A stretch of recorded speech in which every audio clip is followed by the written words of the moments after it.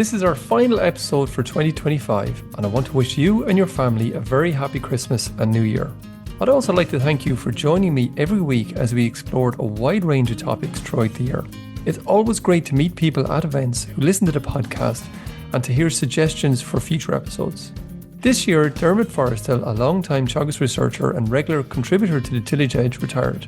An episode we recorded with him earlier in the year on cultivation systems proved extremely popular, so today we're going to revisit that conversation. We joined Dermot as he explained why changing from a plough-based system to alternative cultivation systems can be challenging. The system probably was always evolving to some extent. So what you have to think of, I suppose, is what are we doing when we are cultivating the soil? Like we're really just creating, I suppose, conditions for plants to grow and conditions into which we can sow seed. But we also want to do two other things, I suppose. We might impact also on weed control and we might impact on residue incorporation. So those are the kind of basics that are behind it. So that's what people have been trying to do since, as you say, going back when it was just scratching the ground. And now are we returning, you might ask later, are we returning to scratching again? But in between times, depending on the crop or sown, depending on the soils, depending on moisture, we approach it in slightly different ways. But most of it, once ploughing and secondary cultivation became established, a lot of it was a slow evolution. And I actually think in the 1980s in Ireland, we did change tack a little bit. Now, this is before I'm talking about minimum tillage or direct drilling, but we did actually change tack a bit in that we refined that system, I suppose, to a system that suited our climate very well. And we might just get to that in a few minutes. But just, I suppose there was, Dermot, that little bit, as you talk about scratching there was that little bit of I suppose maybe a chance to change there, maybe back in the 80s or maybe somewhere around there, where the kind of no-till type scenario where you had the moor drill on the horizon. And that was certainly practiced maybe a bit more in the UK. Was it practiced at all in Ireland? Obviously, it wasn't very successful necessarily, but was it practiced here? Yeah. Yeah, it was practiced, and actually the one you mentioned is the moor drill. That's made by a man in Northern Ireland, so it certainly was practiced here. What happened really was, and a lot of it is around weed control. In other words, the chemical company ICI at the time would have developed paraquat, and they saw that really as a stimulant, a stimulus, if you like, to see can we establish crops in a much simpler way. So it was the use of paraquat back in the 60s that kind of instilled the interest in non-plough establishment and indeed in direct drills. So you had direct drills from Bettinson and other companies. Massey Ferguson had a version, and in this country, Moore. And they really came about, I suppose, in the 1970s. So you had a fair bit of interest, not as much as in the UK, you're dead right on that, but we did have a fair bit of interest in kind of basic crop establishment methods, chisel ploughing, followed by a drill, or indeed right up to direct drilling.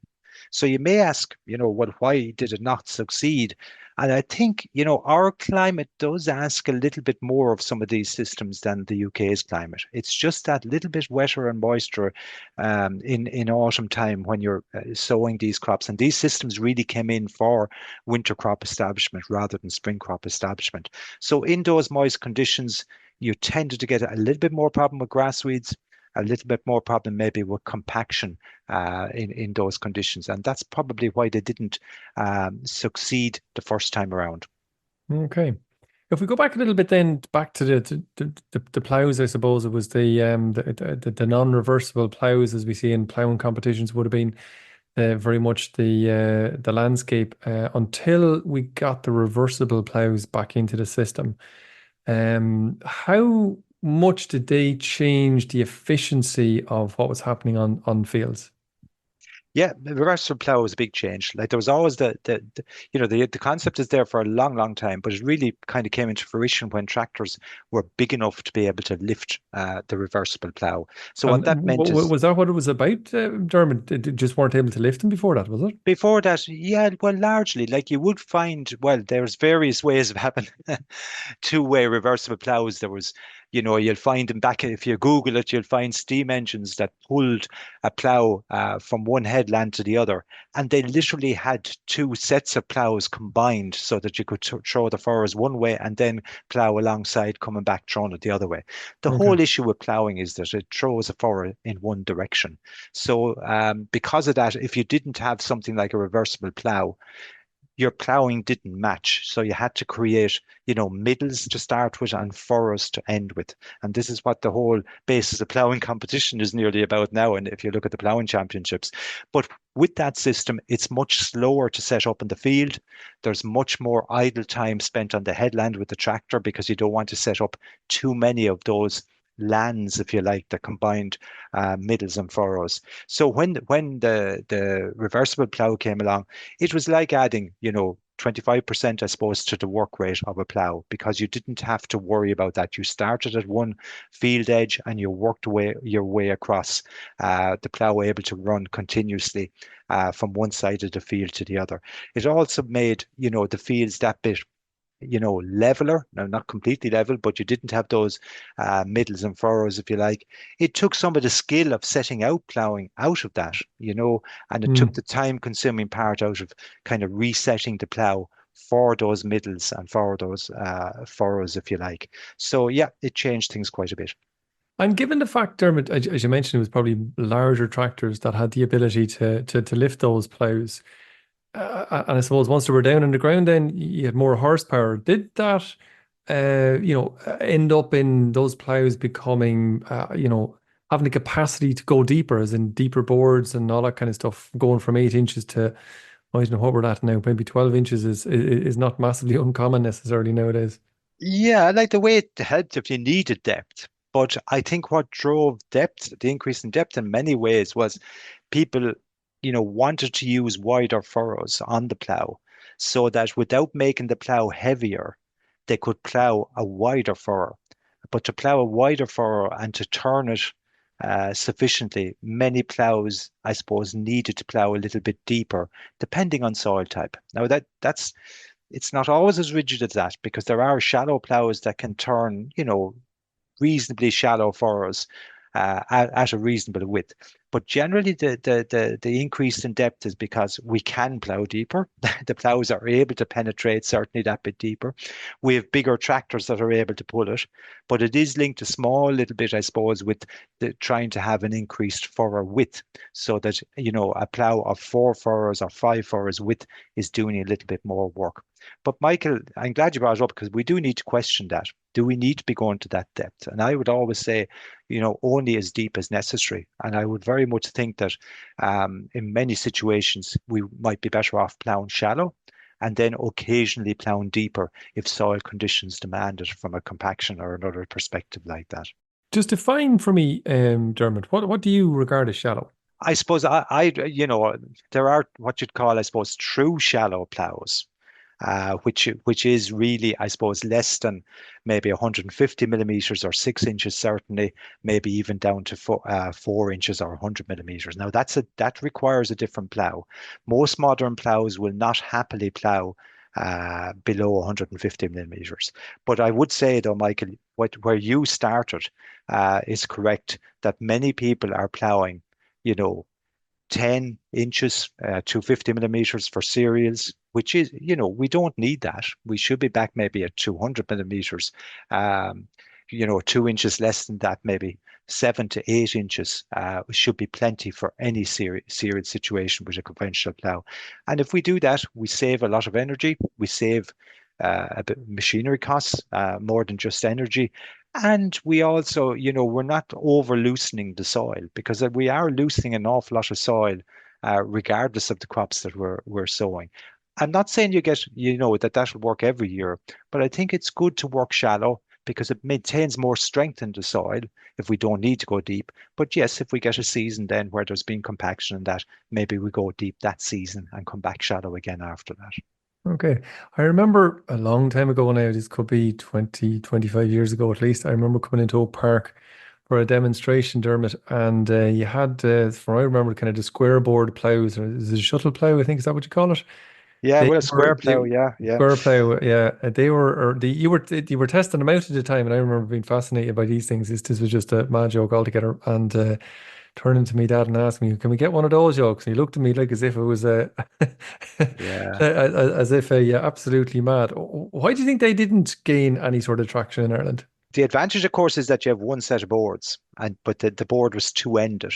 For people listening to us now that are younger, Michael, you're getting old to remember those, but people that are younger, it literally what you did was you pivoted the plough beam from one side to the other, and you pivoted the bodies a little bit so that you could plough to the right and plough to the left without having two sets of board. So it had a universal board which looked like a square board, and hence the name square plough.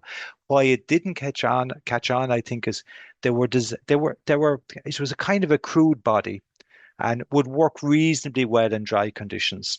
But they did tend to have reasonably high power requirement, but in wetter conditions they probably didn't work as well. They can still be got in some countries, but they kind of have fallen out of favor. The manufacturers didn't really develop them. They all got interested for a while, but they didn't develop them too much beyond that. And I suppose again the lift capacity. Now they still needed a fairly strong frame actually, but they still saved weight compared to your reversible plough, which is literally carrying two ploughs around. And it got rid of the big single pivot turnover. So they had some advantages, but I think in terms of efficiency, they probably hadn't. And I think at the end of the day, they've effectively had a very short moldboard. The Mm. moldboard was exceptionally short because it was really only half the length. It was a compromise. It was trying to have a shape that accommodated soil flowing in both directions. So it was a bit of a compromise from that But perspective. they were essentially designed for shallow plowing, though. Yeah, not necessarily. Oh, okay. Not necessarily. They would plow quite deep if you wanted them to, but I would say they were able to plow shallow. Whereas the true shallow plows of today, there are a few on the market. Cavernaland still have one on the market originally called the Eco Plow. Um, and there's another company, there's Ovalac, I think, in Spain that you can buy in Ireland. They make real shallow plows, but they're using a version of a conventional shape board. But they're the true shallow plows, if you like.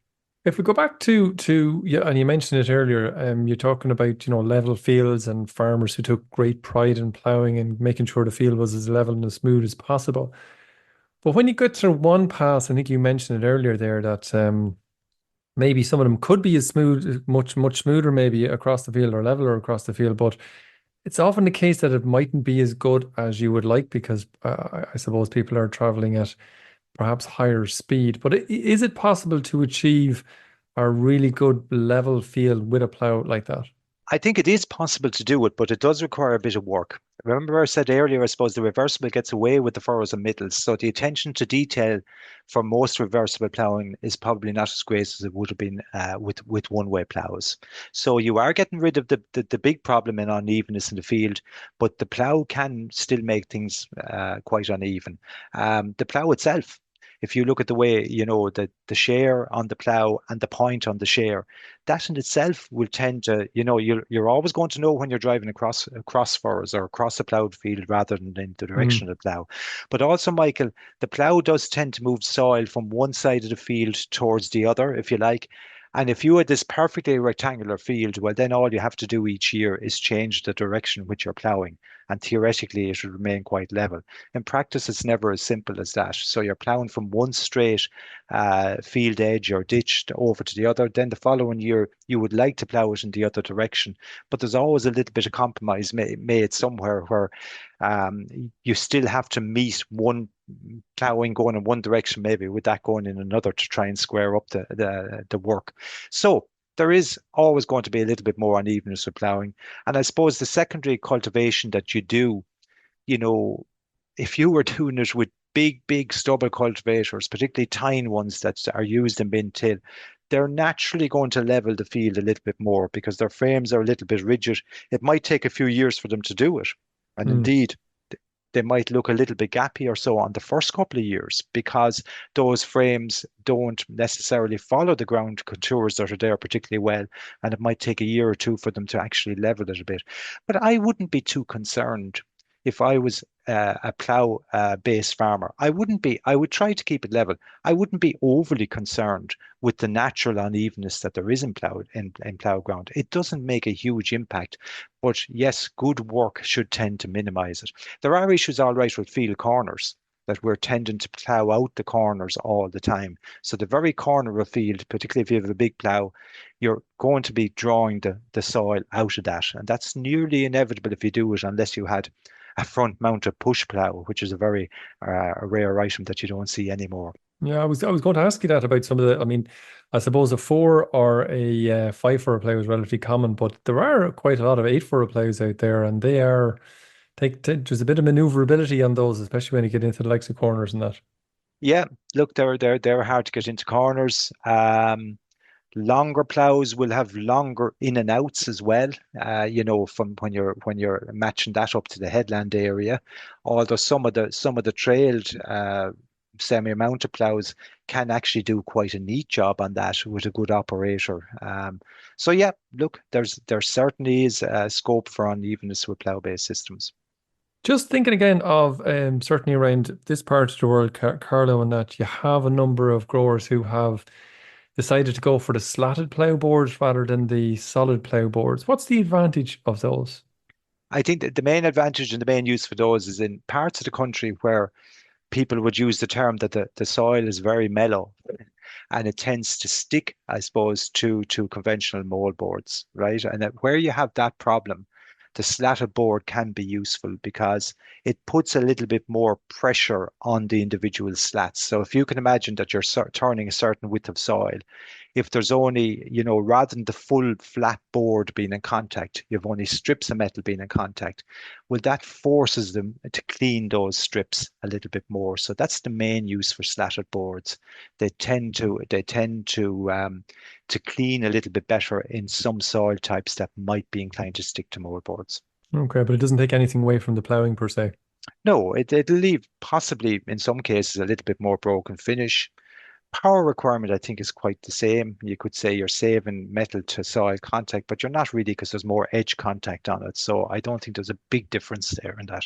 And I suppose the other side of that then, Dermot, in terms of having maybe a more consolidated seed bed afterwards is the likes of a press beside a plough or a drag press kind of thing, versus, some of the much bigger ones that's almost a pass in itself in terms of consolidating down that soil. Is there a better way to go? Is one slightly better than the other, or vice versa? Yeah, look, the furrow press, it'd be nice to combine it with ploughing, depending on what you're trying to do, I suppose. Sometimes you're just trying to break it down in advance of tillage. Other times you might be breaking it down and letting it weather a little bit. But either way, I'm not sure whether you'd say there's a particular advantage in terms of timing without going into an individual situation. But certainly, the presses that are there, if it's towed behind the plough, the ones with the arm for catching it, which is the older type, I suppose that requires that unit to have to be moved from field to field, which is a little bit awkward. A lot of the ploughs now have options that are mounted on the plough, a much lighter press. Of course, again, that increases the lift capacity, but what that one does is it's much lighter. It's not a heavy press, but it requires you to set it up correctly off the plough so that you're forcing it down into the ground using the weight of the plough, if you like, to counterbalance that. There are newer versions of that coming as well with a different arrangement that's quite close to the plough body. So there are different arrangements of pressing. Yeah, and yes, it always seems crazy that you're loosening up the ground so much of the plough and then you're pressing it back together again a bit. But there is a bit of logic in that, and I suppose that it just shows that the cultivation practice we have is not exactly perfect in every way. But there are certain soils that will benefit quite a bit from pressing. So that's it for this year, and thanks again to Dermot and you, the listener, for being with me throughout 2025. So as usual, if you enjoyed the podcast, then please recommend it to a friend or colleague. And as always, rate, review and follow on Apple or Spotify so you never miss an episode. And for more information, go to teagasc.ie. I'm Michael Hennessy. Thanks for listening, and I'll be back next year with more tillage news and advice.